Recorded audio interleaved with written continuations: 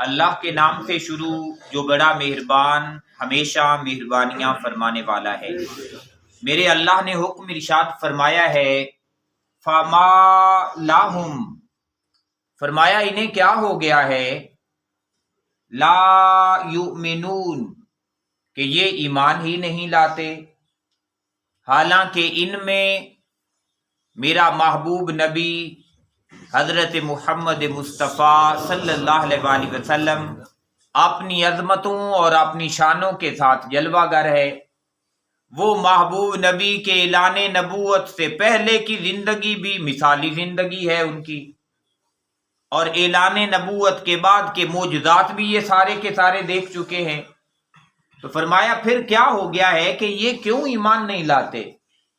پھر ارشاد فرمایا وَإِذَا، اور جب قُرِئَ، قرات کی جاتی ہے، علیہم، ان پر، القرآن، قرآن کی، لا یسجدون، اور قرآن سننے کے باوجود یہ سجدے کی طرف نہیں آتے۔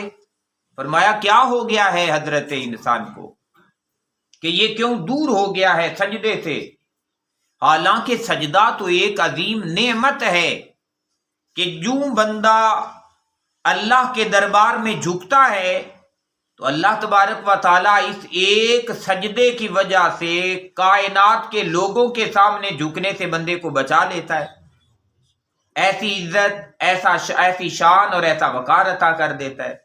جیسے کلندر لاہوری علیہ رحمہ نے بھی فرمایا تھا کہ یہ ایک سجدہ جسے تو گراں سمجھتا ہے، 1000 سجدوں سے دیتا ہے آدمی کو نجات۔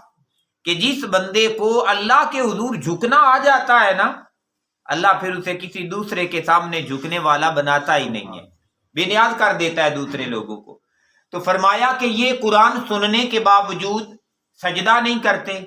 پھر ارشاد فرمایا خود ہی میرے اللہ نے بَلِلَّذِينَ، بلکہ وہ لوگ، کافروا، جنہوں نے کفر کو اپنا لیا ہے، جنہوں نے ناشکری کو اپنا لیا ہے، جو کافر ہو گئے ہیں، فرمایا یکذبون، وہ اللہ کی نعمتوں کا انکار ہی کرنے والے بن گئے ہیں۔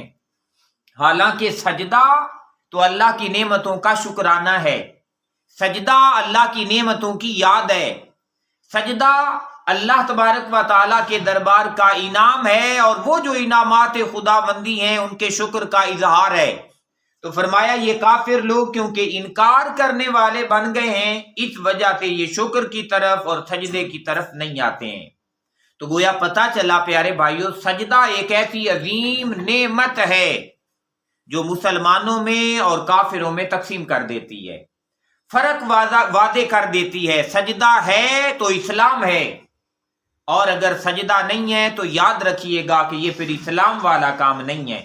اس وجہ سے زندگی میں اور جو کچھ ہوتا ہے وہ ہو جانے دیں، پر نماز جو ہے یہ کسی صورت قضا نہیں ہونے دیں، سجدہ قضا نہیں ہونے دیں، کیونکہ سجدے کا رہ جانا یہ اسلام کا کام نہیں ہے۔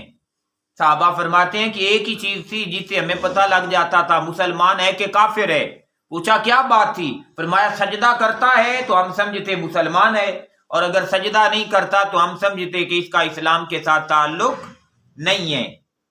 پھر ارشاد فرمایا میرے اللہ نے واللہ، اور اللہ تبارک و تعالی، عالم، وہ خوب جانتا ہے، بما یوعون، جو کچھ انہوں نے اپنے دلوں کے اندر پال رکھا ہے، اپنے دل کے اندر جو جو سلسلے یہ انکار کرنے والوں نے، کفر کرنے والوں نے، اللہ اور اس کے رسول کی تعلیمات سے دور بھاگنے والوں نے، فرمایا دل کے اندر کیا رکھا ہوا ہے؟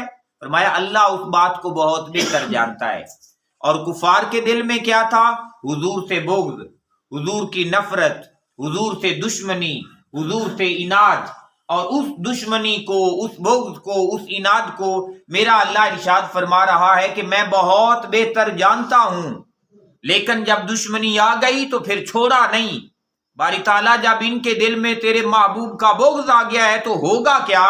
فرمایا فبشرہم، انہیں خوشخبری سنا دیں، انہیں بشارت دے دیں، بعذاب علیم، دردناک قسم کے عذاب کی، کہ ان کے لیے دردناک قسم کا عذاب ہوگا، کیونکہ انہوں نے انکار کر دیا میرے محبوب نبی کا، انہوں نے قبول نہیں کیا تعلیمات کو میرے محبوب نبی کی۔ پیارے بھائیوں، کافر تو وہ ہیں جنہوں نے براہ راست انکار کر دیا کہ ہم نہیں مانتے نبی کو، ہم نہیں مانتے قرآن کو، ہم نہیں مانتے اسلام کو۔ لیکن مسلمان کون ہے؟ اللہ کے محبوب نبی صلی اللہ علیہ وآلہ وسلم کی حدیث پاک ہے، فرمایا لا یؤمن احدکم حتی اکون احب الی من والدہ ووالدہ والناس اجمعین۔ مسلمان ہوتا ہی وہ ہے جو اپنے ماں باپ، اپنی اولاد، اپنا مال و متاع، اپنا سب کچھ محبوب کے قدموں پہ قربان کر دے۔ ان تمام چیزوں سے بڑھ کے جو اللہ کے محبوب نبی سے محبت رکھتا ہے وہ صاحب ایمان بندہ ہے۔ اب ہم کہیں کہ ہم اسلام والے ہیں، ہم کہیں کہ ہم ایمان والے ہیں، لیکن نہ اللہ کی کوئی بات مانے، نہ رسول کی کوئی بات مانے، نہ اللہ کے طریقے پہ چلیں، نہ اس کے رسول کے طریقے پہ چلیں، تو پھر ہماری مسلمانی اور ہمارا ایمان کس درجے کا ایمان ہے؟ اس وجہ سے کوشش کریں کہ زندگی کا لمحہ لمحہ اللہ اور اس کے رسول کے بتائے ہوئے طریقوں کے مطابق بسر فرمائیں۔ پھر ارشاد فرمایا الا الذین، یہاں فرمایا کہ انہیں خوشخبری سنا دیں دردناک قسم کے عذاب کا۔ کائنات کے تمام انسان فرمایا نہیں وہ عذاب میں مبتلا نہیں ہوں گے۔ باری تعالیٰ کوئی بچے گا بھی؟ فرمایا ہاں بچے گا، الا الذین، سوائے ان لوگوں کے آمنو، جنہیں دولت ایمان نصیب ہو گئی ہے، جو ایمان والا ہو گیا ہے۔ اور یہ یاد رکھیں کہ اللہ تعالیٰ نے جب جب قرآن کریم کے اندر ایمان کی بات کی ہے نا، تو صرف ایمان کی بات نہیں کی، ایمان کے ساتھ نیک اعمال کی بھی بات کی ہے۔ اس مقام پہ بھی یہی فرمایا کہ آمنو، وہ لوگ جو ایمان لے آئے، وعملوا الصالحات، اور پھر انہوں نے نیک اعمال بھی کیے۔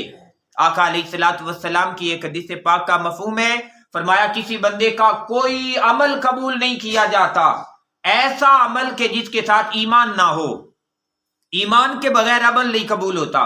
اور آپ نے یہ بھی بات ارشاد فرمائی، فرمایا کسی کا ایمان جو ہے وہ عمل کے بغیر بھی قبول نہیں ہوگا۔ تو ایمان بھی ہو اور عمل بھی ہو، عمل بھی ہو اور ایمان بھی ہو، یہ دونوں چیزیں آپس میں لازم ملزوم ہیں۔ فرمایا جو ایمان لے آئے اور جنہوں نے نیک اعمال کیے، لاہم، ان لوگوں کے لیے، اجرن، ایسا اجر ہے، غیر ممنون، فرمایا جس کا کوئی شمار نہیں ہے، جس کی کوئی گنتی نہیں ہے، بغیر حساب کے اجر اور ثواب ان لوگوں کے لیے ہے جو ایمان بھی لائیں اور نیک اعمال بھی کریں۔